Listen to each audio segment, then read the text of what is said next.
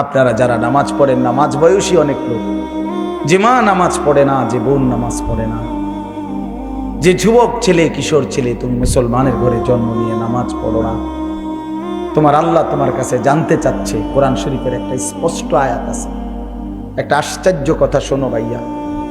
কোরআন শরীফে 29 নম্বর পারায় একটা সূরা আছে, সূরায়ে মুরসালাত।